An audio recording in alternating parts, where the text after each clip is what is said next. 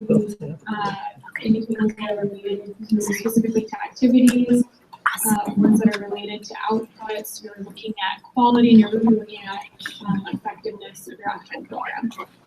Yeah, that's what those indicators will tell you. And then social and economic impact indicators. So these indicators will tell you about impact on kind of a larger scale. And so you're going to look at outcomes, which are telling you kind of the bigger picture, and as well as systemic impact that's happening in your projects. So it's going beyond just the direct beneficiaries of your project. And the last example we have is field level information, and that would be indicators that are specific to the actual program, and it's really contextually related. So that this really highlights the importance of your program in its given context. Yeah. Okay, so just want to go through some of these. Okay.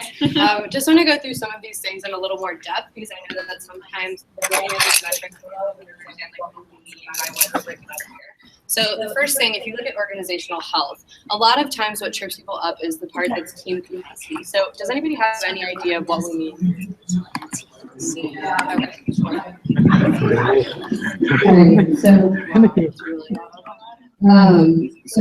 with team capacity, does anybody understand what we mean when we say that, when it's a measure of organizational health? Okay. Can you explain what it is?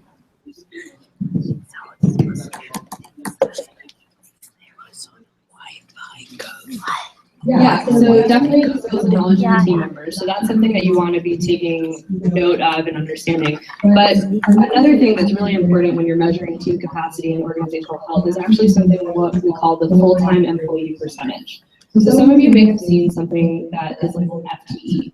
That stands for full-time employee. One thing you want to make sure you're consistently measuring amongst your team and amongst your organization is how much FTE it takes to do the job, and whether or not people that are doing that job are actually meeting that metric. So what I mean, for example, is when I was working at Attribution, I was technically one FTE, right? I'm one full-time employee, but I was 8% on talent operations and 20% on the grease launch, which means I was 0.8 FTE talent operations, 0.2 FTE grease launch, right? Equaling 1 FTE. However, in some days and some weeks, the 0.2 FTE that I spent on grease launch actually became another 0.8 FTE. And so eventually I was 1.6 FTE as one person, which means I was working way over the 40 hours a week. These are things that you always want to be measuring to ensure that your team is not burning out, that your organization is healthy, and that the amount of work and roles and responsibilities that your team members have actually matches the amount of work that they need to be doing for the outputs that you need to hit your metrics. Does that make sense? Nods. Okay, great. Then moving into program performance indicators. Another thing that really trips people up is the difference between outputs and activities. So outputs, as we all know, would be the number of deliverables you have, right? So the number of vaccines that get out, to use like this example. However, activities are equally as important. So if we look at the example that I gave you guys yesterday about the Tom's site giving, like that program that they have, one activity that they have is giving eyewear, or one output that they have is giving the eyewear, right? Like how much eyewear can we give to people that need it? But the activities that they have include the eyewear, as well as getting the physical checkups for the eye, as well as the eye surgeries that they provide. Measuring the number of activities that they're doing on a regular basis is equally as important as the number of outputs, because that helps measure the effectiveness and the impact of their program as a whole. Then looking at social and economic impact indicators, the thing here that trips most people up is going to be your systemic impact generated. This is going to be where the counterfactual that Aisha was talking about earlier is really important. So identifying the counterfactual, again, is when you're identifying when, if your organization or your program did nothing in this sphere, what does that look like? What does that metric look like? And then by implementing your program, and then halting, what is the systemic impact you've generated? So how much of that impact is actually sustainable? When you leave or when you stop providing the service you're providing, what has happened? Has it actually improved? Has that counterfactual increased? Sorry, what was your question?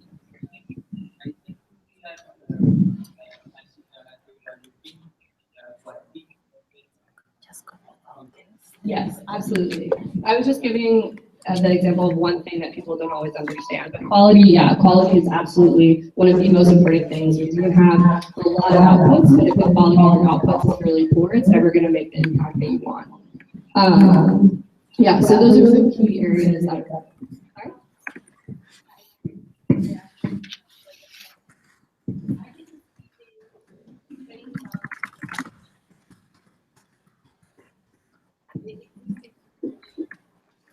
Yeah, so we included that actually underneath the field level baselines. Sorry, so her question was she doesn't see baselines included in the initial program performance indicators. So typically we include that within the field level analysis because most of the time, especially when we're talking about social impact, we're wanting to know what the baseline is locally and with the population that you're specifically attempting to reach. Whereas programs as a whole can span a lot of different populations. For example, the fellowship programs span a lot of different countries, but we might want to know the impact of the fellowship program specifically in Nigeria, in which case we'll want to be doing our baseline tests within Nigeria. So that's why we have it grouped that way. Does that make sense? Yeah, no. Okay, great. Does anyone else have any questions? The other way to think about that is to answer your baseline question, is the baseline maybe very specific again to the context. So when you're thinking about field level indicators, you want to think about indicators that are directly impacted by your specific context, if that makes sense.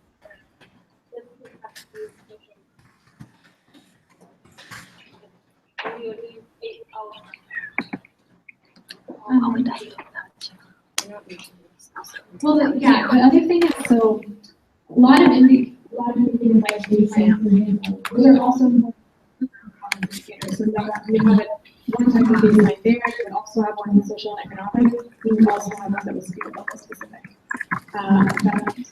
Does that make sense? So you definitely have those, and those will be present. This isn't an exhaustive list. These are kind of the highlights of the types of different indicators that would be under each one of these buckets. Does that make sense? Okay, great.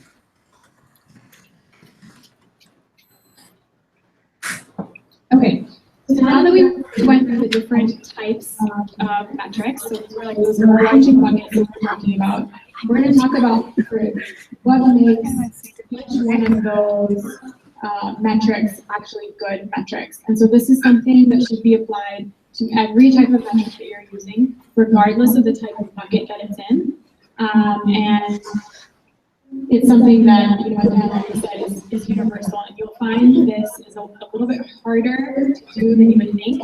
But if you really spend time focusing on making your actual indicators and your metrics SMART, as per this acronym, you really will benefit greatly in your measurement and evaluation for your programs.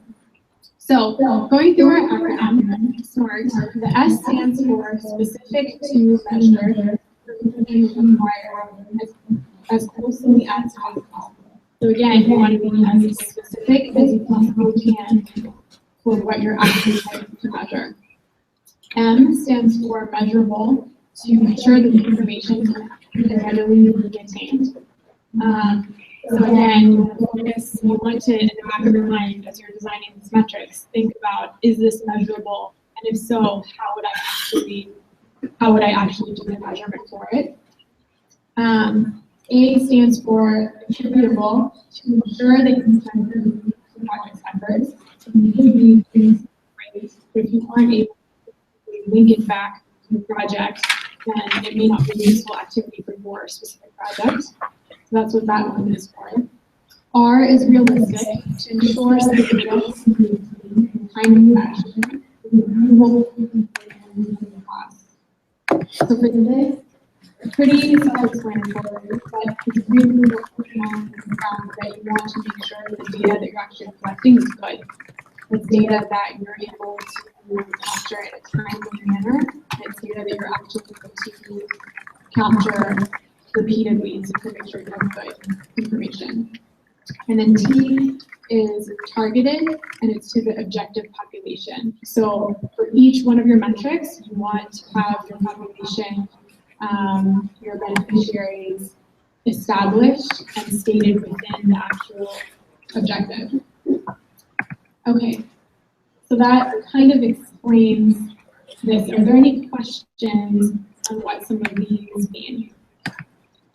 Okay.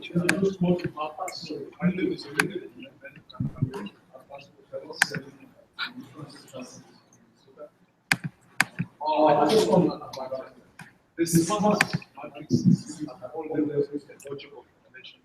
And then when I talk about the logical explanation, the objectives, we have the outcome and the outcome.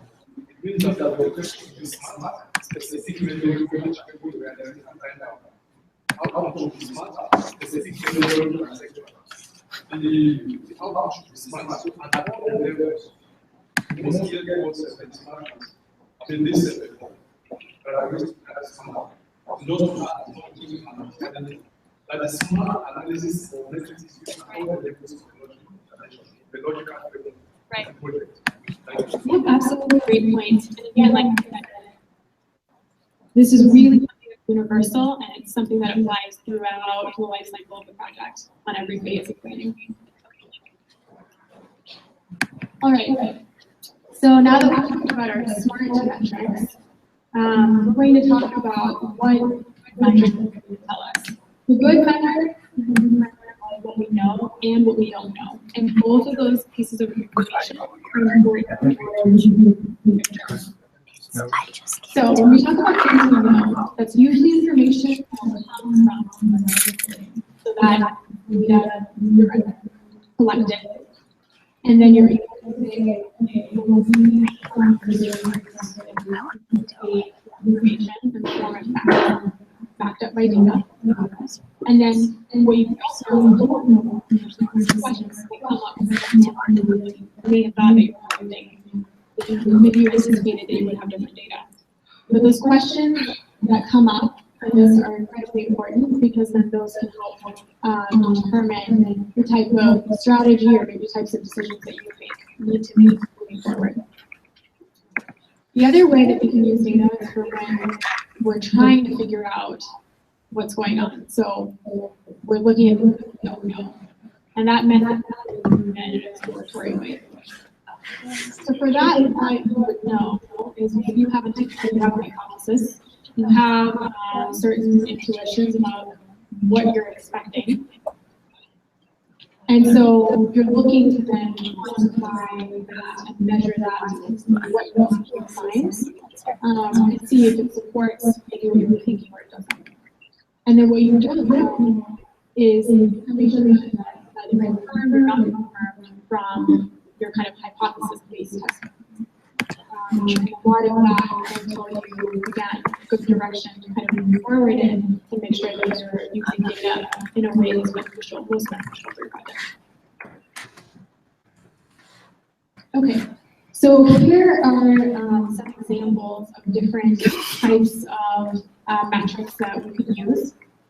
They're kind of grouped in little binaries. So we have qualitative data, we have quantitative data. And again, you don't have to just use one of these metrics. Often you find that you need to use some, right? So qualitative versus quantitative data. So that would be data that come in hard numbers, or collecting that's not necessarily in numbers.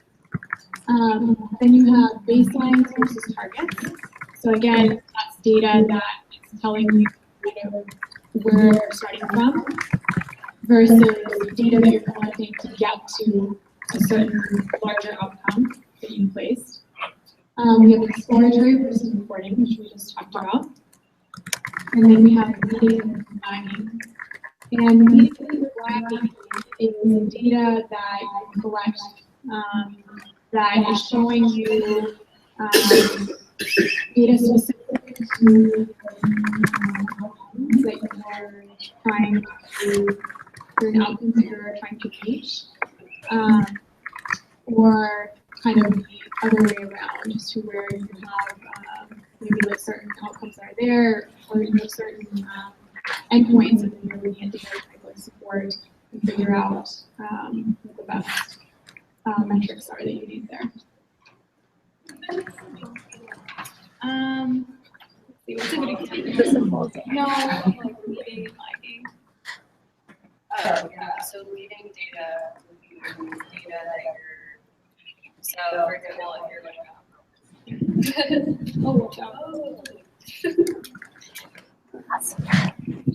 All right, so this is going to be kind of similar to what we were talking about when we talked about data that was forward thinking and help you developing strategy versus measuring and evaluating current processes. So the lagging data is going to be, for example, measuring a program that's already in place to see whether or not it's effective. That's going to be an example of data that's lagging because it's something that's already in effect or is previous data, and you're looking at past experiences or past outputs. Leading data is going to be data you're using to be forward thinking. So it's going to be more strategically oriented. So for example, if I wanted to implement a talent development program in an organization, I wasn't sure what professional development opportunities my employees wanted, leading data would be a survey, for example, of different potential professional development opportunities. And then I have to do that data would be leading data that helps me develop my strategy and what content needs to be in my talent development program. Does that make sense? Yeah? Okay.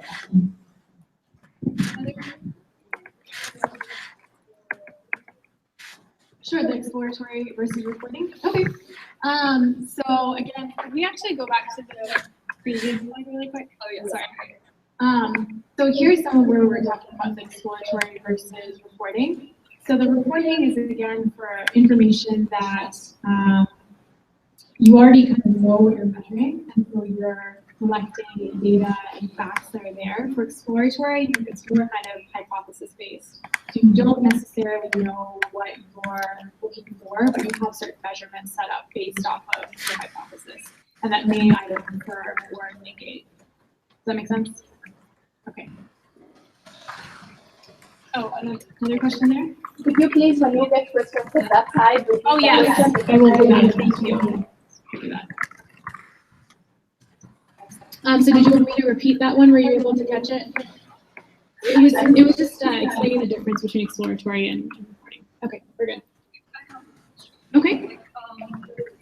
Last three lines are like almost the same. The first, like the baseline and the targets and leading and lagging, and the third one.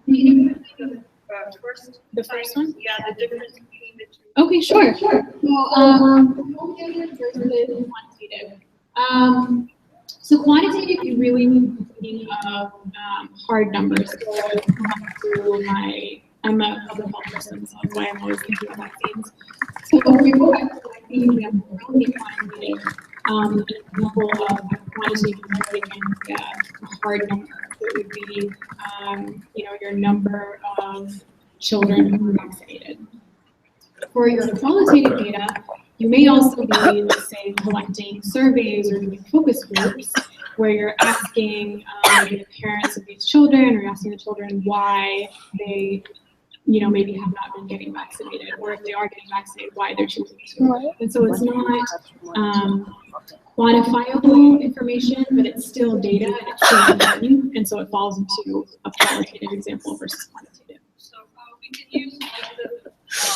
we can use the second one in you can use the quantitative one in measuring impact of a project, and the other one that we can measure is we can use that for measuring the short-term goals. So I agree in part of what you said, but the thing is, really want to use all these types of metrics to really be able to measure the true impact of actual activities and programs that you have in place.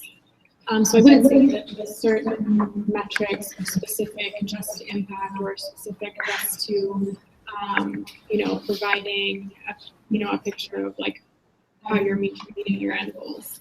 And the reason why they're kind of fitted as that puzzle piece is all of these really do kind of go together, and you want to be thinking of a comprehensive way to include different types of indicators that are capturing different types of information that's still relevant and measurable, that really helps with the effectiveness of your organization.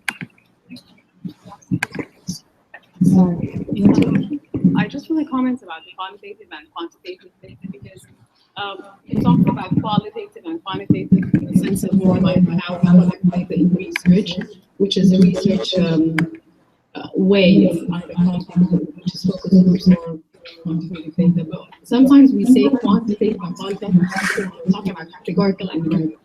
So quantitative data would be here like colors, yellow, green, and red. So those are quantitative data. When you talk about methodology theme of research, you actually talk about that difference between numerical and sometimes because the other one more like that.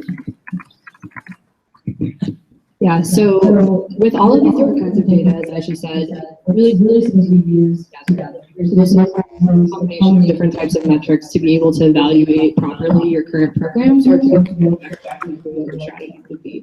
So to just walk through a very good example, say we're implementing a new technology system for our program or for our organization, okay? So then we're looking at qualitative versus quantitative. Quantitative may be the number, how many users are currently using this technology. Qualitative would be how do people feel about this technology? Do they welcome it? Are they happy about it? So that's a qualitative versus quantitative.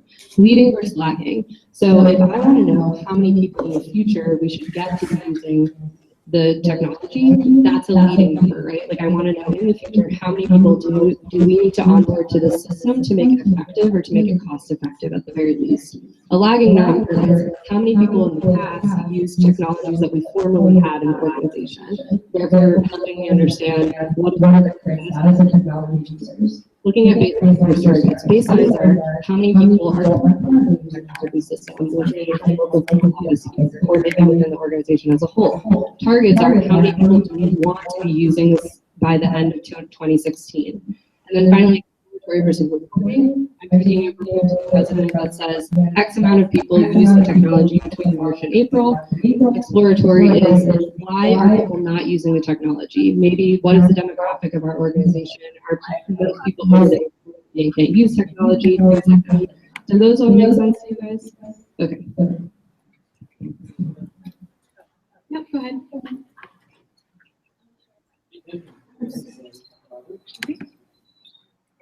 So, my understanding, it was because qualitative you express that and ratio or something qualitative. But what is the difference between qualitative and FG? Again, because the data it leading and letting.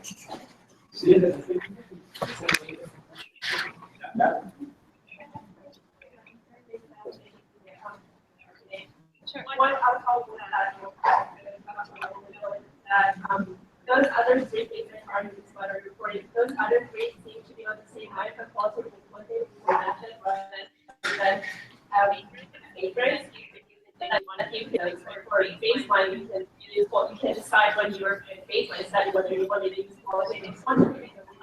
It versus lagging, you can decide whether what method you're using or combination method. So, like you have to set on the same kind of level of score. It's kind of like put it. Okay. So I try to get for like a candidate that's for Sure. I see your point. So So there are methods that are associated with qualitative versus quantitative, but quantitative and qualitative are still types of data. So when you're simply talking about data, you have to talk about it as a type, and they will classify as quantitative or qualitative. It is true that the other metrics that we have in the puzzle pieces are still also types that can also be qualitative or quantitative. But again, the idea is that all of these fit together, and you can have a quantitative or qualitative metrics for some of these other pieces.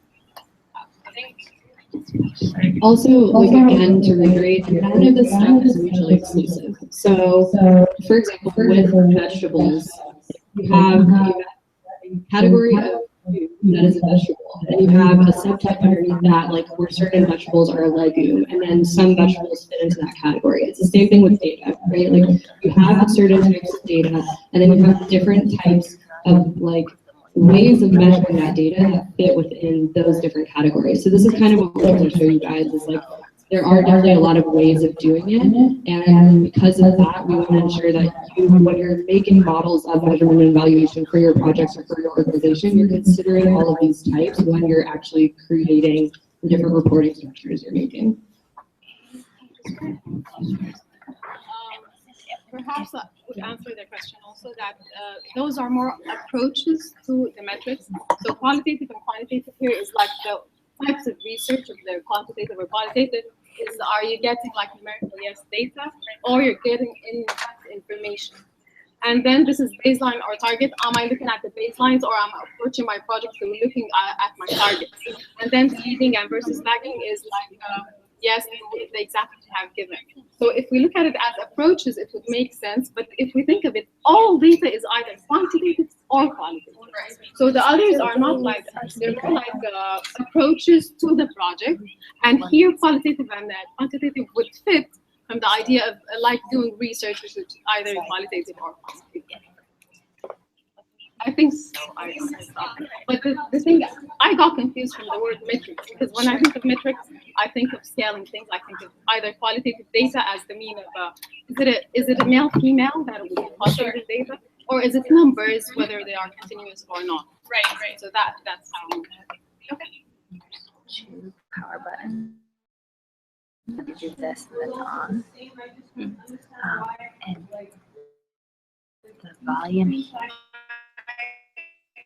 On the slide, but it's like what you said,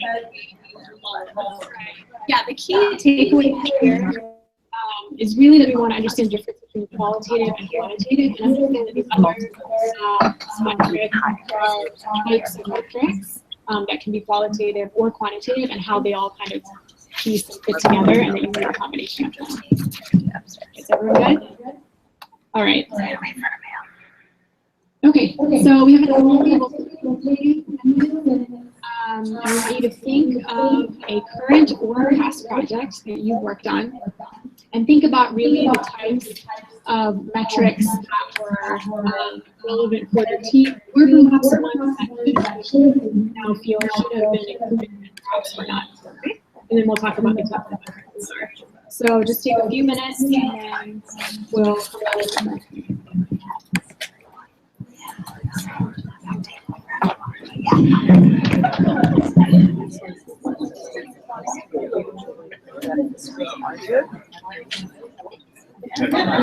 so just hold now until 11. Okay, more important. So, Julie, do you think you could try to grow our screen during the 5 facts intro? yeah, for sure. Okay, awesome. I'll get that. We got the mic set up, or we got the mic situation here. So, yes. Well, not yet, but this is the situation. And we'll wait until 5 facts to do this change too. But just so you know, this goes into the speaker. This obviously goes to the wall. Each of the mics has a letter, and the volume control. And there's 2 power buttons, one turns it on. And this one is basically, it's more like maybe less than on. So there's 2 controls. What I did when I had the exact volume here is a magnification volume of the speaker. And then this is 2 which could be a good thing, but you also don't want to shock it. We're all the way off the speaker on this, so that's really, really bad. So, there we go. Okay, you have about another minute or so, and we're going to come together as a group, okay?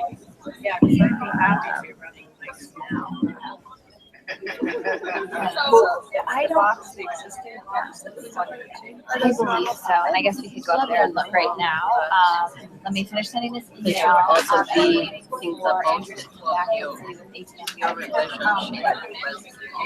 No, we never talked about would you like about I don't know. No, Yes. Yes. no, Yes. and at the end of every time that we hang out, we just hug like we're friends. And then I like want to, but he doesn't like even though like also I spent the night there Sunday night. But like, and we didn't even, like, what? Okay, everyone. So we're only gonna give you guys a couple of examples just to kind of stay on time because we spent a little more time on some of the slides. That's okay. So is there a group who has a good example of some types of metrics they've used that they'd want to go through very briefly? Okay, great. People in the back. And just remember, again, please stay in front and speak as loudly as you can. I know it's a little noisy in the room. It would almost quiet when the other groups were sharing. So it's easy for everyone to hear.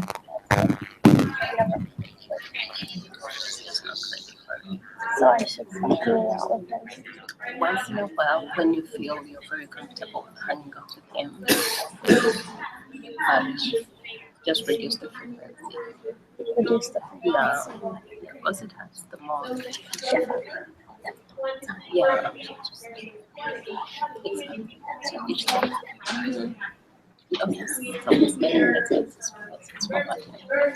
Stop spending nights at his place. Yeah.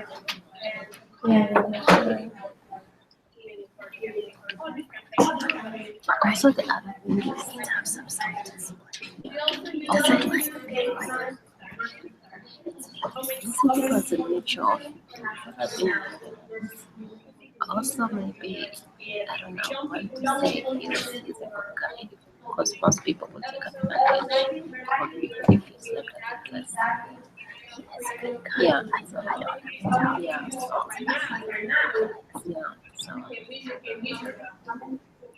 That's my question. And for me, you should cut it. So that's someone from you.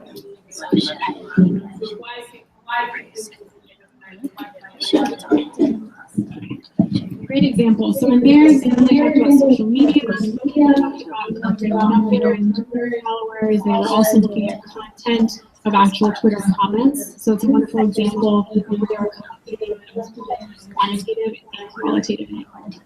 Great example. Thank you. Okay, in the back. I'm Simi from Pakistan. So I'm coming up with an example, like thinking of a current or past project. Suppose, for example, as I have already said, I'm going to open a school. I have got a project that I'm going to open a school in Syria for the refugees or living somewhere else. So first of all, I will measure this. I will do my qualitative and quantitative analysis. For the quantitative analysis, I will be looking forward at how many refugees. Of course, most of them are Muslims. Some of them are minorities. I will be looking for them that how many girls and how many boys are involved. So if the girls are there, so maybe we are providing them a qualification, or maybe we will be providing them a whole, an organic whole, a complete school. So we will be measuring that how many girls are involved and how many boys are involved. So this is all coming up quantitatively. And how many chairs, desks, pens, copies, uniforms, books, all these things we provided. And for the qualitative aspects, I will be discussing that mostly, as you might have seen on the Facebook, that the refugee children sometimes they are coming from a very narrow or low-lying communities because they are refugees, they have suffered a lot, and they are sitting in a school, they are sitting on the rugs.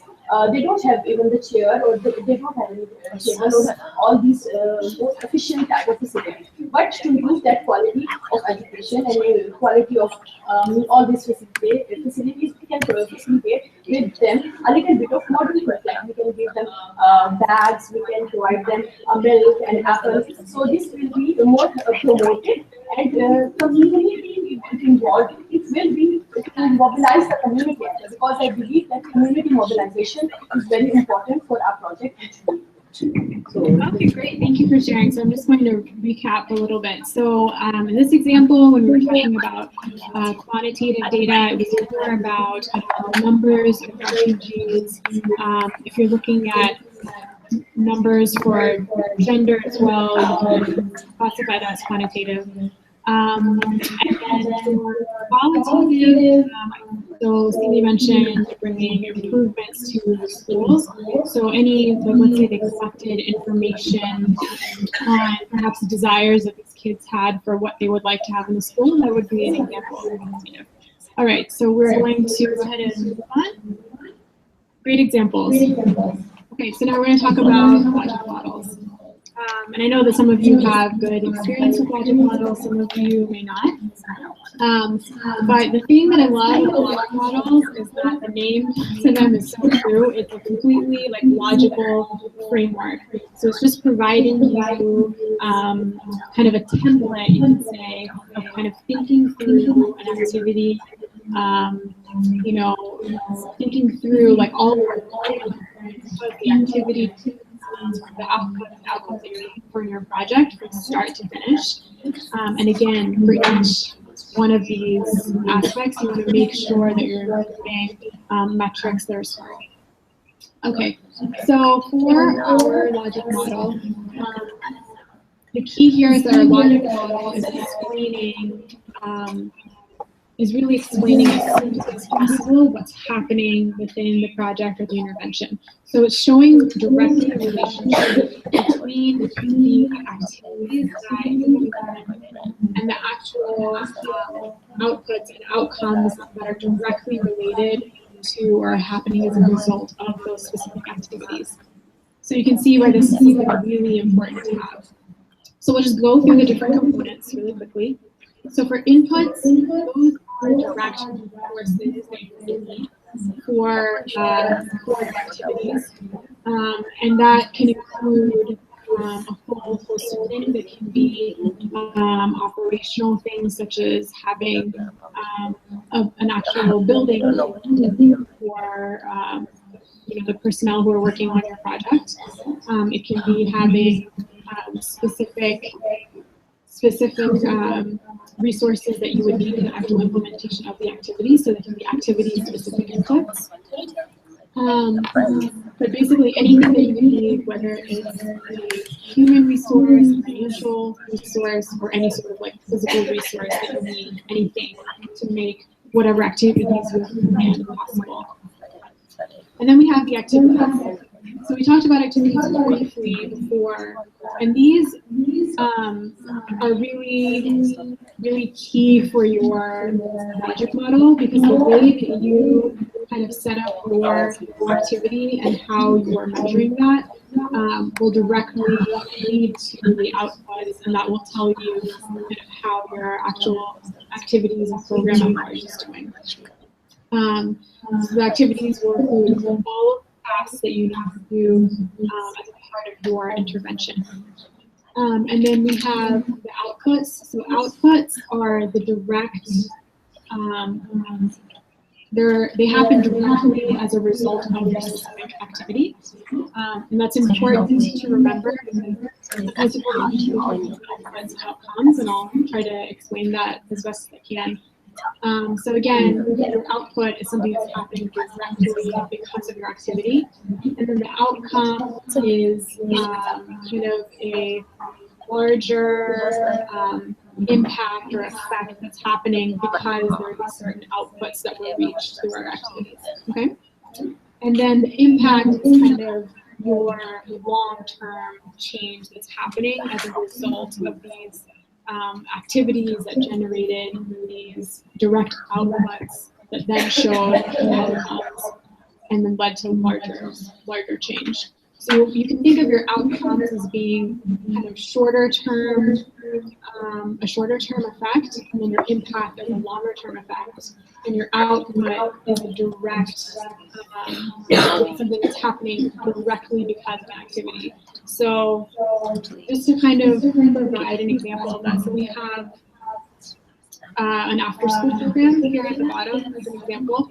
And so for inputs, we have you know, money that would be needed. We would have maybe like the actual, let's see, like room for the after school program, and we have like our teachers that we would need there. There'd be pens and paper and books. Those would be examples of inputs, right? And then for our activity, an example would be to, again, design an activity that relates directly to your after school program. So you could say so an activity would be to make sure that there are, you know, children students 5 to 9 who are attending, attending math class at the school for 3 hours on Monday, Tuesday, and Wednesday.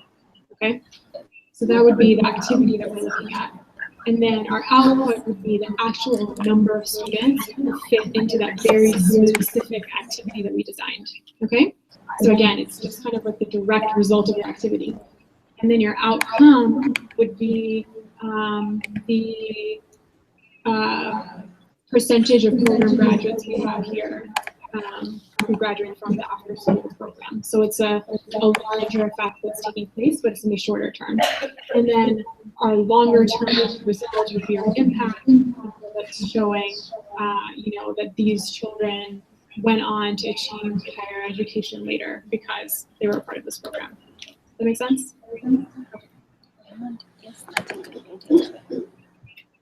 Okay. So again, we really are going to discuss that activities and outputs are not the same as outcomes. So these are kind of grouped in the way that I kind of explained to you earlier. Give me just a second. So our inputs, again, you see those are the things that we are putting in as investments. Our outputs can be divided into specific activities or participation. So it would be specific activities that you as an organization or program are specifically doing, or looking at the actual participation. So in the after school example that I gave you, that's an example of participation of looking at who we're doing, looking at our beneficiaries. So you can see some examples there in terms of looking at what we do would include numbers, after school programs that we're hosting, numbers of teachers that we've aligned to each one of the classes.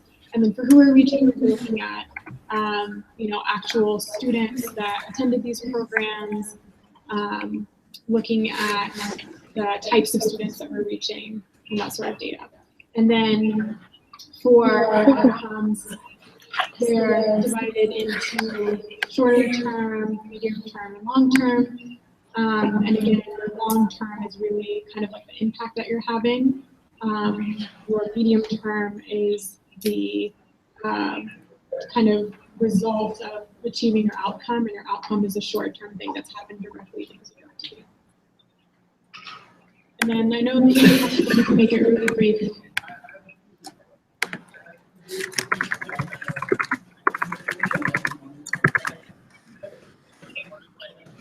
Mm-hmm.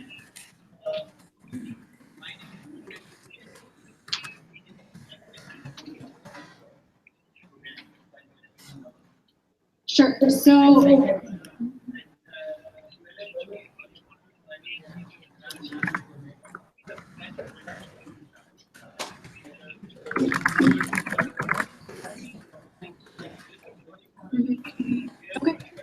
Yeah, I think those are great questions that are good for some context.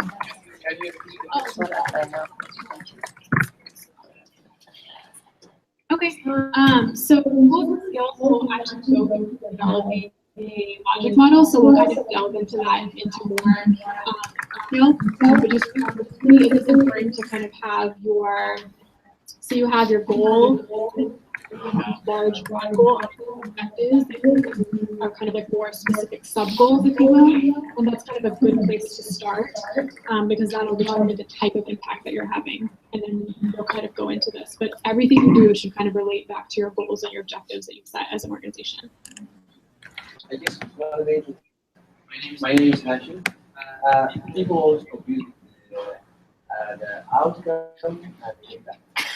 So we can say that the outcome, this workshop,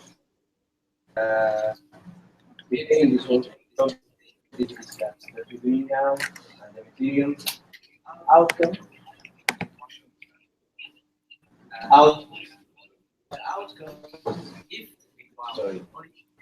if we go out with the noise, this is the outcome. So in that, with this noise, or turn to attitude. Right. Yeah, exactly. So that's why this little time break it's kind of important. Like I said, you want to think about it in terms of ask yourself this question if you're not sure. Is it short term? Is it medium term? Or is it long term? And that should help you decide whether it's an output, an outcome, or an impact. Okay. Oh, sorry, go ahead.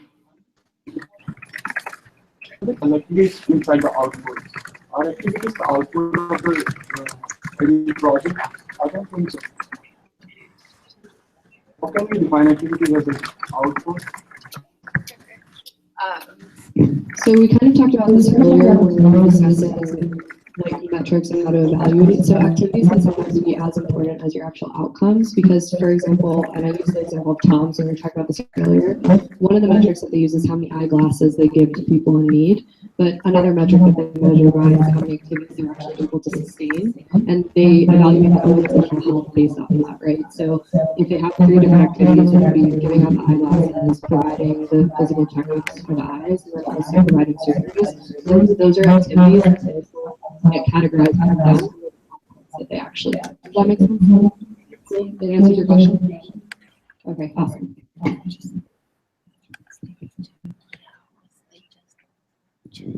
Okay, so this kind of touches a little bit on some of what your question was at this table about thinking about goals and how that relates to outputs and impacts. Excuse me.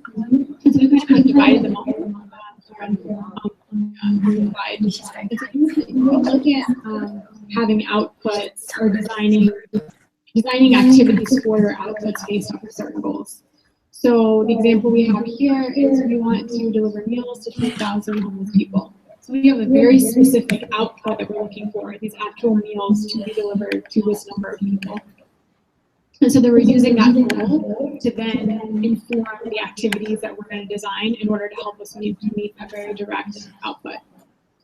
And then to talk about goals based off of impact, we would say, again, impact is your longer term change. So thinking about the overall change that you want to have. So our change is to reduce hunger, in this subpopulation by 50%. And so you would then design your goals based on that type of larger impact that you want to have. And then when you're designing your activities, you again want to make sure that they measure back to and lead to the specific goals that you outlined. So this is kind of a way that you can think about when you're starting off kind of designing your frameworks about what exactly you're looking for. Like I said, those are goals and objectives designed to drive everything else. So you want to make sure that you think about that. And so this is just a way to do that. And we will skip the activity in the interest of time. And we'll just go to the data collection. Okay, so again, we talked a lot about qualitative versus quantitative. And so, I mean, it's good because we have a good discussion around that. Here are some real types of quantitative versus qualitative data. And then again, what you'll see is that there's an area kind of like in between because there are some that will allow you to capture data that's actually qualitative in nature. There's some that will again consider that capturing information that's comprehensive and that's important and relevant for a specific project. So there's a wide range of methods. So you just want to keep in mind, again, the type of information that you're trying to collect and then use the appropriate method. And then I think that's the main point here. Okay, so I'll point out like a few key examples from like each row. Okay, so for qualitative, we have using participant observation as an example, observing a participant who's in a specific activity or intervention group to kind of see what their behavior is or how they're reacting to whatever intervention you set up. In the middle area, interviews. Interviews where you have, or surveys where you design very specific questions because you're looking for very specific information. So you have that in the middle where some of the information you collect you might be able to actually quantify, but the nature of it you're actually collecting will be validated those responses. And then in the blue, we have the quantitative. So an example of that would be you could use a regression analysis. So you would use a statistical regression method to have a predictive model for some kind of behavior that somebody's using or that somebody's taking part in. So that would be specific numbers that you would collect and you put into your analysis to give you your output. Okay. So we're going to talk about measurement. We talked a lot about types of data. We talked about some of our methods. We talked about our overarching framework to implement all of the metrics that we talked about. And while some of it seems like, okay, that makes sense, or this seems easy enough, there will always be challenges in measurement. And the reason why you want to bring this up is because it's really important to think about your challenges in the very beginning stages. When you're first sitting down to design your goals and objectives and thinking about what impact you want to have, and you're thinking about how to set up and structure your logic model, you want to think about the types of challenges that you'll run into. Because if you are able to design your activities well in the very beginning, you'll end up collecting better data and be able to better improve the efficacy of your program and really be able to run it better. So that's why this is really important. So some questions that you may want to ask yourself as you're thinking about challenges is to really ask what you think you're really trying to measure. You want to that whatever you're measuring, will I be able to collect this data consistently? Will I be able to go back and repeat my methods to make sure that I have valid data? Can I distinguish between cause and effect? And you also want to think about what other factors might be creating the change. So you might think that this change is coming from your specific project, but you want to make sure again that if you're able to design those type of smart metrics, that's how you'll be able to know that whatever change is there is really attributable to your actual project. So you want to, the key thing here is that you just want to be asking yourself questions and really be thinking about measurement and the challenges that could be with it before you actually design it. Okay, so we're going to talk about two aspects for measurement, and we're going to talk about validity. And what validity really means is the official definition. It refers to the degree to which an indicator measures what it is actually supposed to measure. So again, validity is making sure that you really have the right indicator in place to measure what you're looking for. And so things that you would want to think about maybe more different, right? It may be difficult to measure abstract ideas. Another thing that's not on here that maybe something relevant that we frequently see is it's also hard to measure to measure action in people's behavior due to some sort of an educational attainment. And so you want to think about really thoroughly, again, using okay, this is the indicator that I've set up. Is it actually measuring what I'm hoping it would measure? And like think backwards and kind of design the whole thing, walk through it, and see if you're able to measure what you're actually hoping to measure. Okay. And then the other measure that's important is reliability. And this is why I was saying that it's important to consider time as a part of that smart model. It's important to think about like actually replicate what you're doing. And the reason that's important is because it the strength of your data. So for reliability, it refers to consistency of measurement. Are you measuring in such a way that your results can be replicated? So this both refers to the actual methods that you're using, and it also refers to consistency in terms of like frequency and when you're collecting data. And so you want to think about different people that you're measuring. You want to think about that when you're looking at your intervention and being able to measure it multiple times. And it's just an important measure to have. So here we have reliability and validity, and a question that you need to ask yourself is, are we measuring what we think we're measuring, and can we do it consistently? If there's one thing that you need to ask yourself when you're designing your metrics, you want to make sure that you're thinking about that, and then make sure that you make them smart. And then we just have a little example down here, but the key is to make sure that you kind of understand those two concepts and understand that you need to ask yourself those questions when you're designing your. Okay, so we'll talk briefly about cause and effect. So for outcomes and impact. So for the goal of most of our projects and initiatives, we're trying to make sure that we can reach our outcomes that we've set and that we can see the impact that we're hoping to have.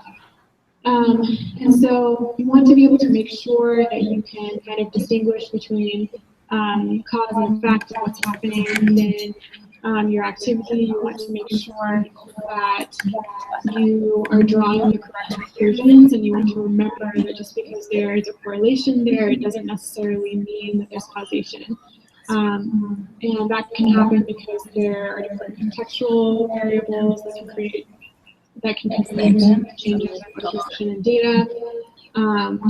There can be variations, again, going back to reliability and validity, like if there were variations in how you were doing that, that could also contribute to a change. And so it's important to think about what we were just talking about in terms of reliability and validity and how that relates to your outcomes and impact, because that'll affect the larger picture that you're in. So we've kind of talked about this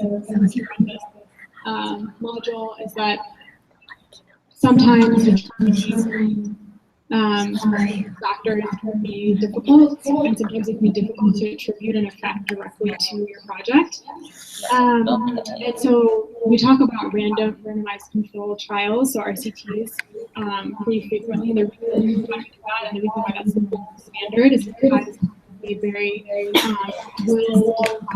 counterfactual there.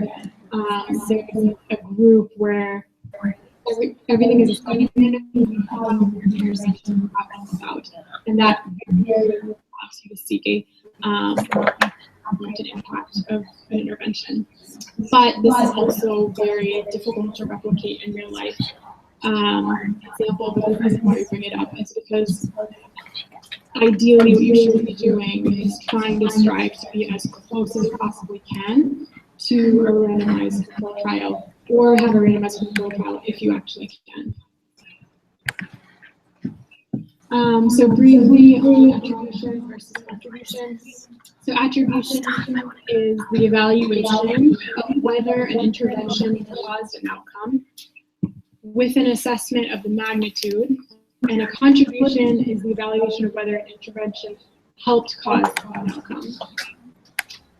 And so, sorry, no, you're fine. So you just want to think about those two in terms of really understanding the magnitude, the actual place, and kind of how that is affecting your relationships, how it's affecting the causal relationships of the effects that you're seeing.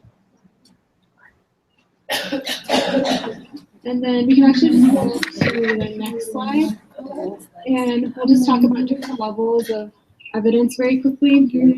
So we have these like grouped into 4 groups. I'm not sure if everyone can see, so I'll just read it out really quickly.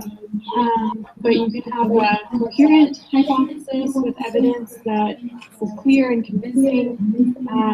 So you have more about kind of strategy development, you're looking at, again, resource allocation, all this varies and depends on what you're looking for. And again, as we've kind of said, there's a lot of like overlap and you can have different aspects of this. And then the preliminary evidence is supporting hypothesis without a control or alternate explanations. And so that's a step above the hypothesis, but still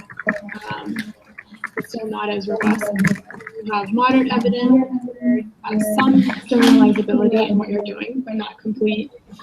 And then there's some examples there. And then for strong evidence, that's where you have the most generalizability, and then expected very strong data that you're able to apply on a larger scale. And yeah, I think that's it. We just have a couple of notes here I want to remember again. Please make everything smart. Think about your goals and your objectives when you're designing your larger project models. Think about what you're measuring, be thoughtful about it, and remember to make it reliable and balanced so that you can actually what's happening and impact your specific project. Great, and if there's any questions, of course, feel free to come up to myself or Sam. I'd be happy to answer them. Thanks. She's 35.